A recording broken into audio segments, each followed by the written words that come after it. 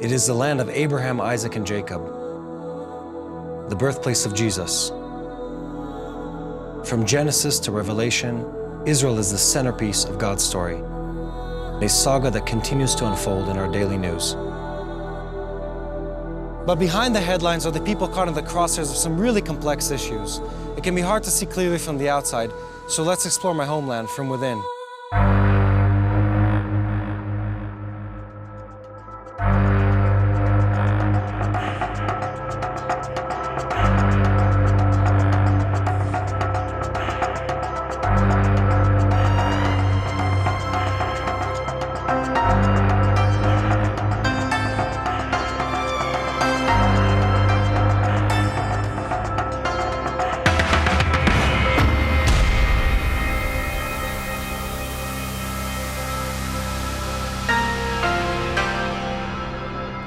On May 14, 1948, in Tel Aviv, David Ben-Gurion proclaimed the State of Israel, establishing the first Jewish state in 2,000 years.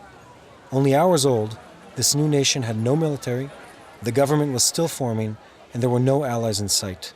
Whether a newborn state, a victim of human trafficking, or a target of antisemitism online, God is using the most unlikely individuals as His rescuers here on earth. And in this episode, we will hear 3 of them. War of Independence was Israel's longest war. It was Israel's costliest war, and it was Israel's most fateful war. If Israel hadn't won that war, we wouldn't be sitting here today. I'm 96 and a half years of age. I was trained as a navigator bombardier. I volunteered to serve in the South African Air Force in World War II. My squadron was due to be posted to the Far East. Then came Hiroshima and Nagasaki, and World War II was over. We saw the war clouds gathering over Palestine. I volunteered to serve in Palestine in a future Air Force. When I told my fiancée that we have to postpone our wedding because I'll be away for some time, she immediately said that she's also volunteering. We arrived in Palestine on the 9th of May, 1948. We signed on with the Air Force on the 10th. On the 14th of May, Ben-Gurion declared the State of Israel. At that very time, I had the privilege of being on the first flight of the Israel Air Force. We were attacked on the 15th of May. 7 different forces attacked Israel simultaneously. The Egyptians had a serious organized air force supplied by Britain with Spitfires, tanks, armored cars, and of course tens of thousands of troops. I can't to this day really appreciate the courage of Ben-Gurion to have declared the state, which was really absolutely defenseless, knowing that the Arabs were wanting to demolish the whole Zionist enterprise.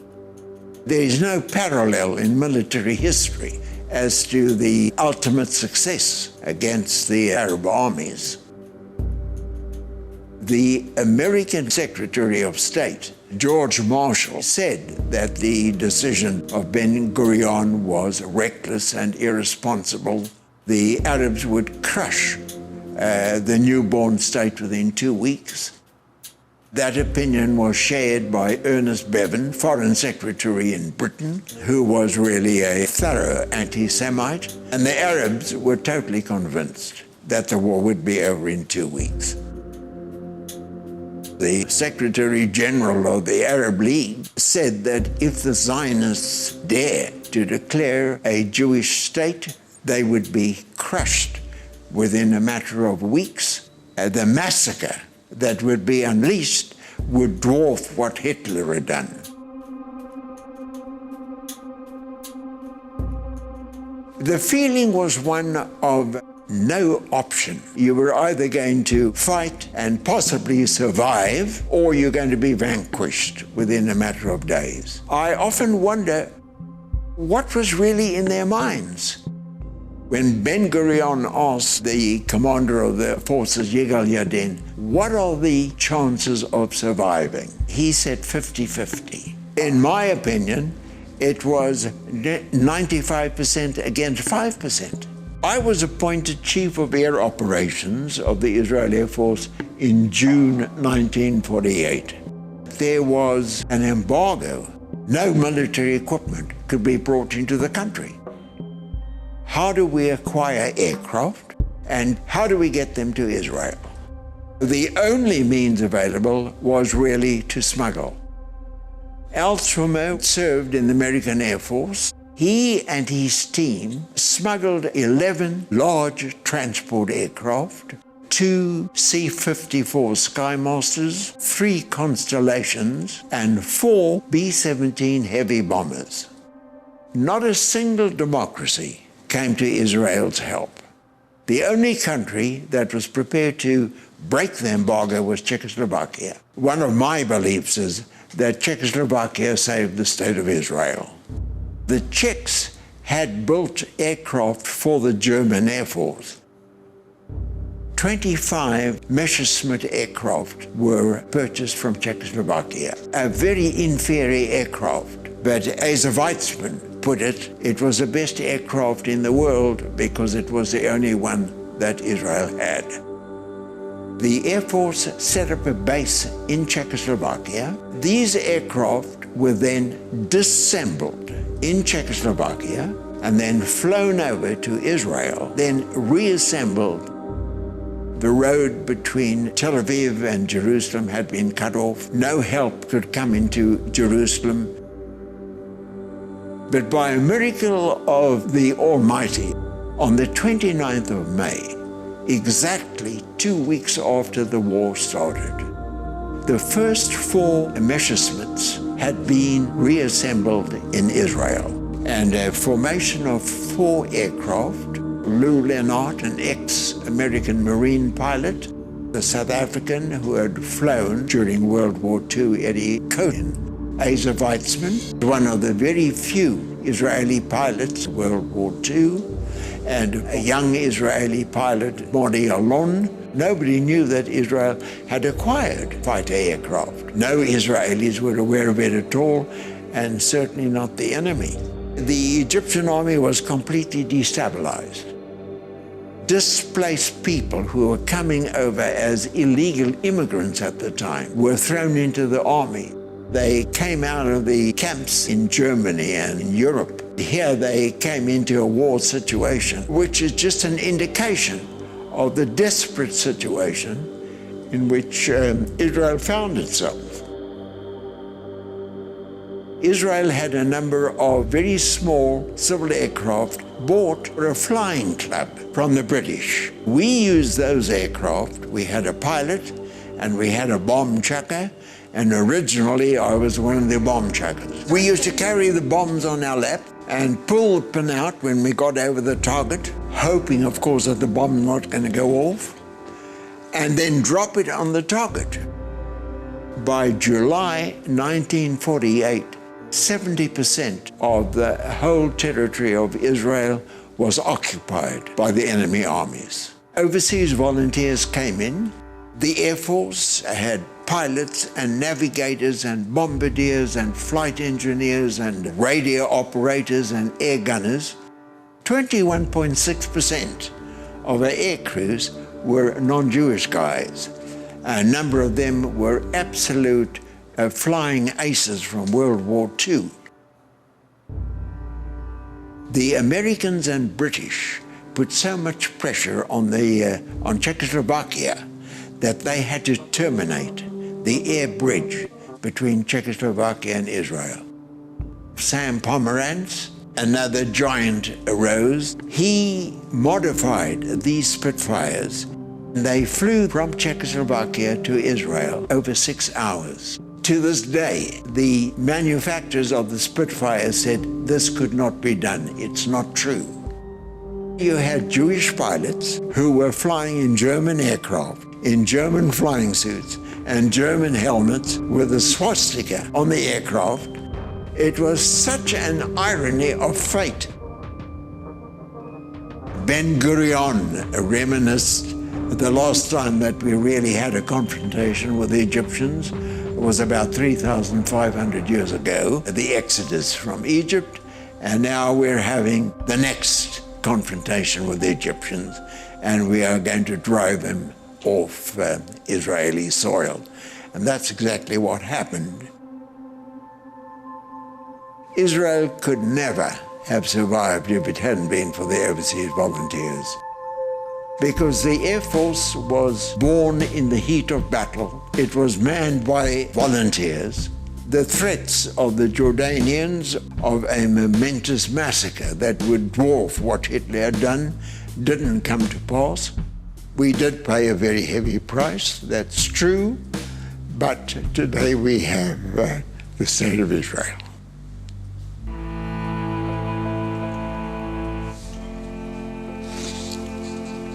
Take a break. Please, absolutely.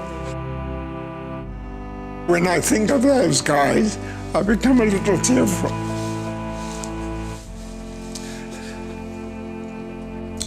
Those men played such a critical role in Israel's history. I honestly believe it was the strong arm of the Almighty that really saved the day for Israel and its forces in the war.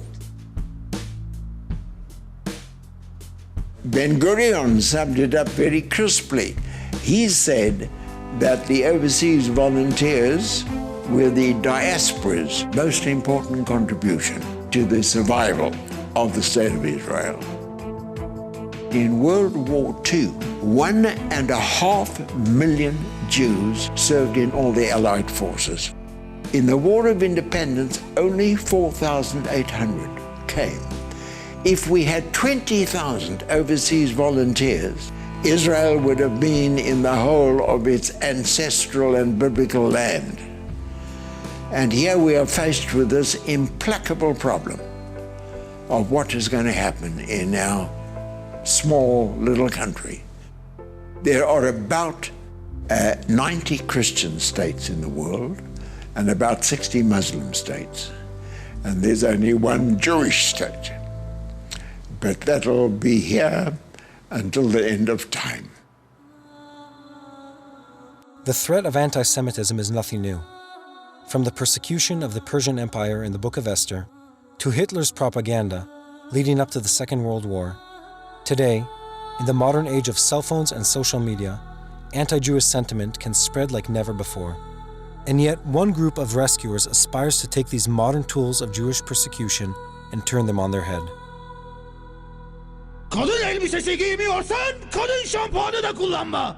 Artık %100 erkek şampuanı Biomen var. Erkeksen Biomen kullanırsın.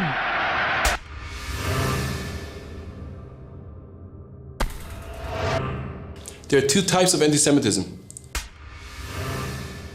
There's the classical one, and there's the modern one. Anti-Semitism is a disease. WZO stands for World Zionist Organization. Please. The organization basically founded the State of Israel. There's a lot of history of this building.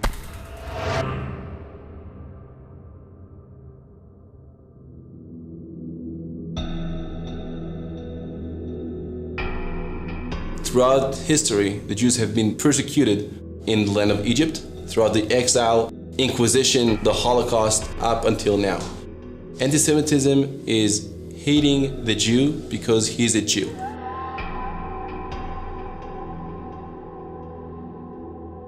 Read about the WZO, the World Zionist Organization, on Wikipedia in English.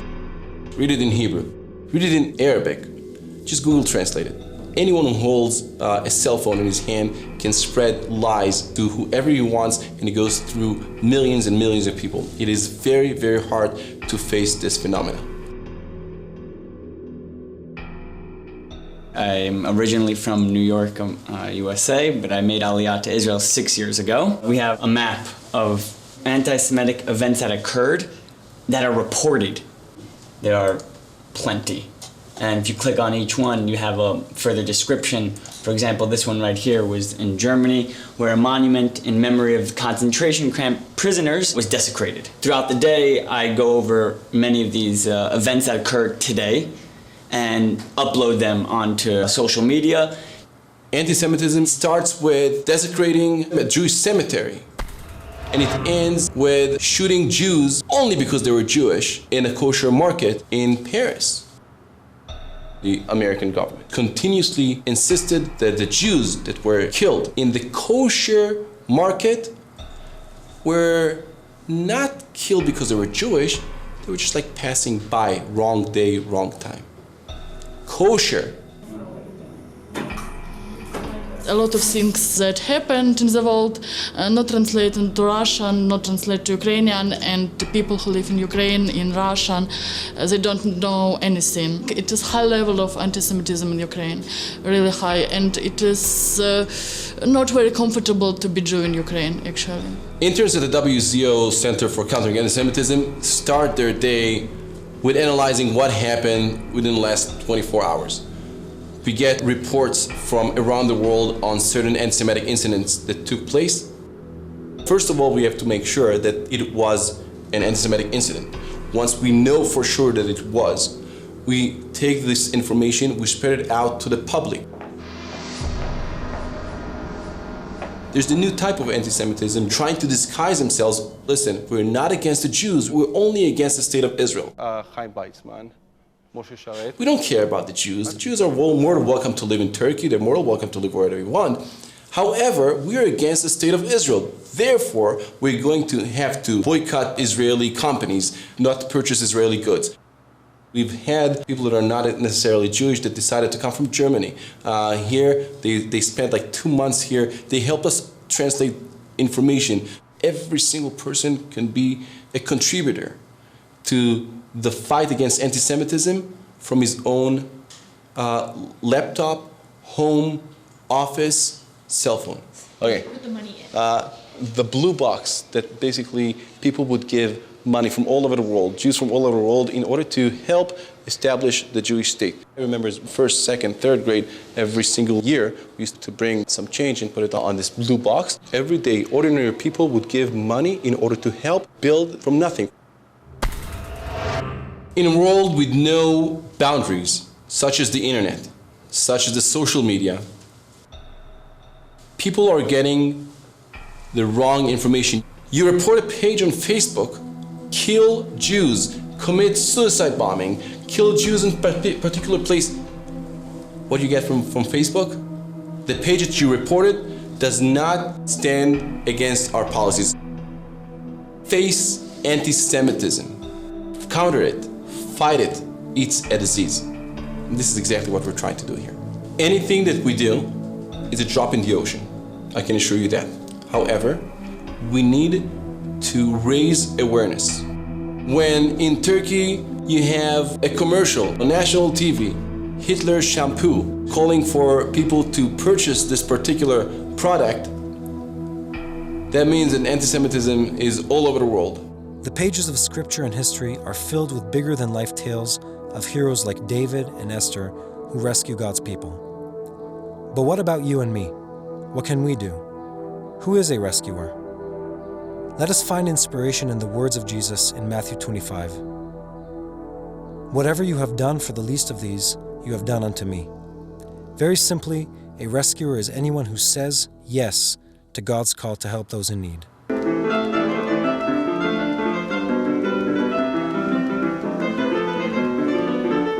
I want to dedicate this to Vika. We became like family to her. We didn't know how it's going to happen. And I was thinking, okay, we put a table on the street. We do it. We just have to do it. We need to announce.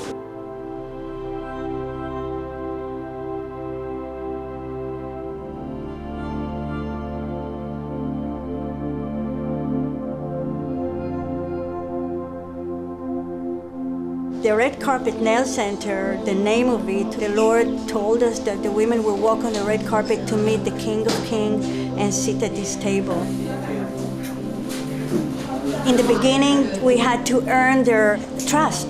They were suspicious. They thought we want to use them. And this is their life story. They have been used since they were little children. We had a group from Holland that volunteered here. And when they heard that Vika was a pianist when she was a little child, they bought the keyboard for her. Every time Vika would come, she could play and just have a memory of good times in her life. We were making food at home, bringing it, and going into the streets, inviting the women to come. And this is how it started about 4.5 years ago. As a child, I remember this area. This is where we used to get our buses. Somehow it became a pocket of multi-problems in our society. You see the big buildings, the high-techs, and then you see the lower city, while there is richness and then the poor are suffering. There's no big solutions for them, or they're disturbing society.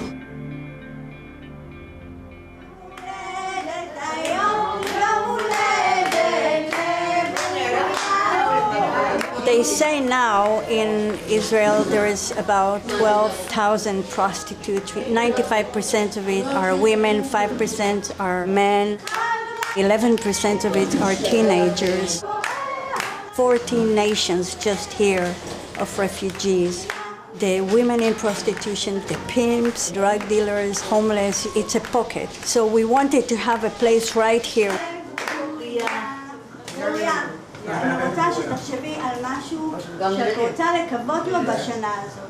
Born is very special, and we want to show it that they're special.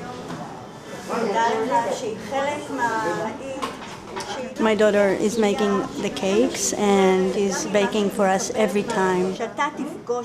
They are treated as they're not human, and it's honoring them and giving them respect.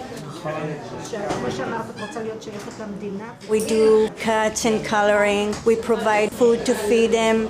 They take shower. We buy them underwear and give them socks, listen to their stories, pray for them, and we send them to rehabilitation centers.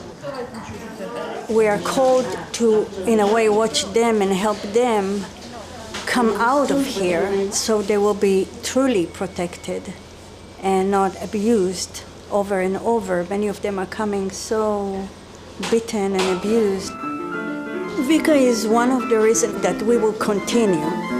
She couldn't believe that people are praying for her, thinking about her, and caring for her. We loved her very much. She was just like a model, all the time getting clothes and changing and getting everything. You know, she used to go out so happy. We all fell in love with her. They come so dirty and they go out clean and with clean clothes. They feel human. They need to feel human. This is what Jesus would do if he would come here today. He will find the Samaritan woman right here, Mary Magdalene right here. He wouldn't go to our churches, I'm sorry to say that, but he would come here to the homeless and the needy.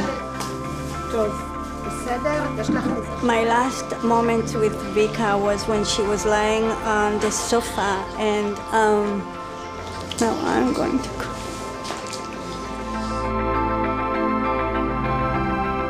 I was just singing over her, praising the Lord. I sensed the presence of God with us. Vika was very quiet. She was just crying and crying. I felt God is doing something. And I felt like I don't want to disturb her with questions. Vika, why I cry? I just let go of this moment.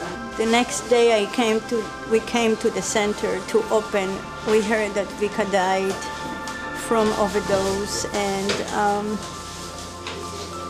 it was very difficult to receive it, to accept it, because she's so vivid and lively and sweet and part of us. This is what Jesus did with the Samaritan woman. He had a special meeting only with her, to talk to her, to minister to her, and her life was changed. him. It's him. This is him. It's not anything about us. Life on earth would be different if more people would come and touch people that are in need. This is a dedication for Vika. We are a last-minute call for many of them. Many died already. Many were praying to receive the Lord before they died. Some of them will go to rehabilitation centers, but some will die. They're so sick with STD and other diseases that they will not make it. But they will make it to heaven if there will be those that will pray for them and with them.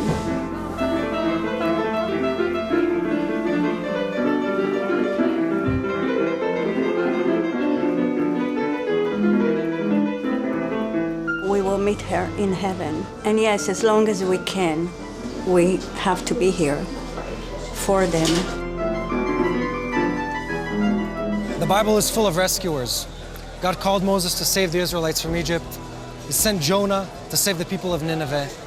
He chose David to save the Israelites from countless enemies. And then in the greatest rescue mission of all, he sent Jesus to save the world of sin and death. But he didn't stop there. God has called every believer to partner with him in his rescue mission. We can find sound instruction in the book of Isaiah. Help the oppressed, defend the cause of orphans, fight for the rights of widows.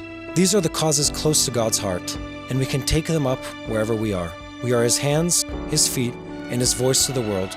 We are God's rescuers. I leave you with a psalm penned by King David, a blessing over the city, and indeed a prayer for Israel. Pray for the peace of Jerusalem. May they prosper who love you. May peace be within your walls, and prosperity within your palaces. For the sake of my brothers and friends, I will now say, may peace be within you. For the sake of the house of the Lord our God, I will seek your good.